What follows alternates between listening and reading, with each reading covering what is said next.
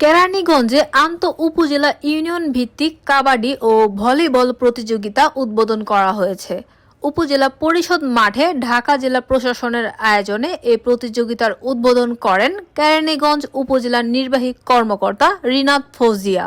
উপস্থিত ছিলেন কেরানীগঞ্জ রাজস্ব সার্কেল দক্ষিণ সহকারী কমিশনার আফতাব আহমেদ, উপজেলা যুব উন্নয়ন কর্মকর্তা নুরুন নাহার, উপজেলা প্রাণী সম্পদ কর্মকর্তা আব্দুস সাত্তার, উপজেলা পল্লী উন্নয়ন কর্মকর্তা তাইবুর রহমান, নয়াবাজার ডিগ্রি কলেজের অধ্যক্ষ আব্দুল মালেক মিয়া, সিরাজনগর উচ্চ বিদ্যালয়ের প্রধান শিক্ষক ও কেরানীগঞ্জ উপজেলা দুর্নীতি প্রতিরোধ কমিটির সাধারণ সম্পাদক বাবুল হোসেন সহ আরও অনেকে।